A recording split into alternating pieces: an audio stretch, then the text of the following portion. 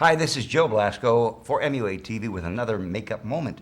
I have some blood before me here. This is a product that I manufacture, and there's two different types of blood. One is the classic blood, which we call artificial blood, and in some of our literature we call it classic blood, which is blood that is intended to be coming from the vein, right? It's simulated blood from a vein.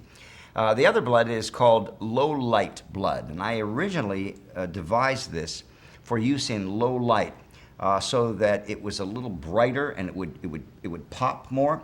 And some makeup artists actually like to mix the two of these together. Whereas if they feel that the low light may be a little too bright, they can mix a little of the classic or the artificial blood into it, and vice versa. Back in the day, back in the 50s and 60s, I can remember when Max Factor Company had two different kinds of blood. They had the Technicolor blood, which is very similar to this low light blood, the arterial blood, right? Blood from an artery. And then the other blood that they manufactured was called Panchromatic Blood. It was intended for black and white. But it was, when it first was manufactured, it was kind of a purple color, and then down the road they changed it and they made it more like a Venus color, which was very close to, but not quite as realistic looking as the artificial blood, the classic blood that we make. When I made blood, I thought to myself, well, when I use this artificial blood and I try to put it on dark skin, or if I put it on wardrobe that's dark, it really doesn't show up much. So let me try the low light blood, and we'll see, since it's considered, for low light, and we'll see if it shows up. So I have a black piece of plastic here, and I'm going to show you why sometimes low light blood by itself on dark wardrobe or on dark skin is better than using the classic blood, or at least a mixture of the low light into the classic to lighten the classic a bit. I'm going to show you first what classic blood, and this is blood that is intended to be coming from a vein.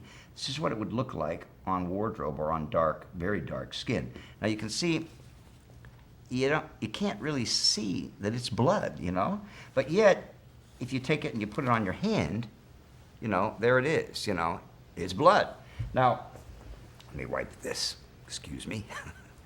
We have now that knowledge, right? Now we're going to take some of the low light blood, which is obviously much lighter. There's titanium dioxide in it. It is, and because there's titanium dioxide in it, which is white, opaque pigment, it has an opacity to it, and it also has a light reflectivity to it that the regular classic blood does not have. So we're going to put a little of this on here as well. And now you can see that. You see that? You can see it. It shows up just enough, all right, just enough. And if you take the low light, that's the low light, okay? You see how bright that is? And that's arterial blood. And then we have this blood here, which is the venous blood. Look how much darker that is, all right? You see that? So you have a choice. You have a choice. Firstly, obviously, the script is going to dictate, or the director is going to dictate, whether or not the injury is going to bleed as it would from an artery or from a vein, and then you choose. But you can have the freedom, as I said before, to mix the two, to customize the color depending on the lighting situation. Now, this is these are 2-ounce bottles. When I made this, this is a curious story. When I made this blood, I wanted it to be very, very realistic.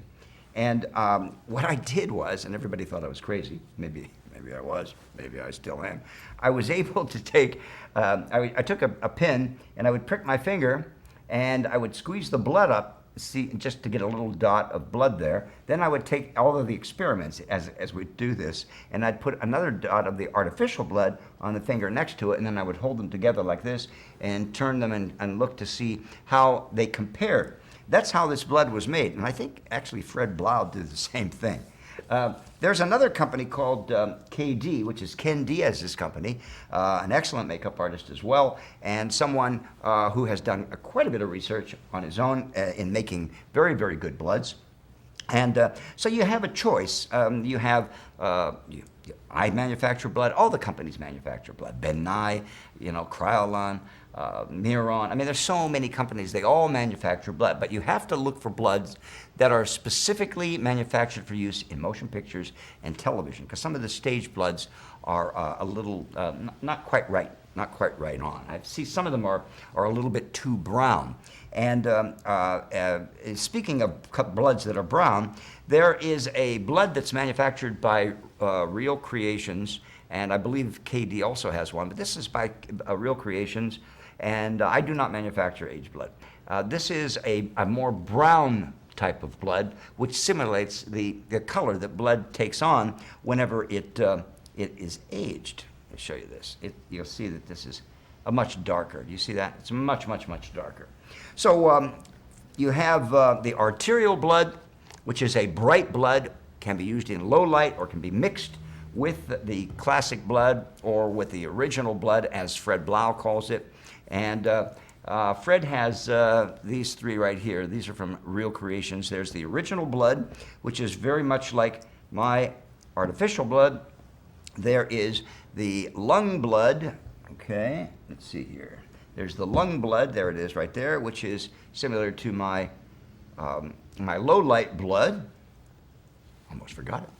And then he has this other, which is aged blood. Now he has several other types, and you might want to go to the Real Creations website and go to the Ken Diaz website also to check out all of the bloods that are available too. And as I said, all the other cosmetic companies also manufacture bloods. But these are the bloods, my blood, Fred's blood, and Ken's blood. These are the bloods that I recommend because I know that they're tried and true, and they've been used for years by professional makeup artists in the industry, and they have a great look on camera.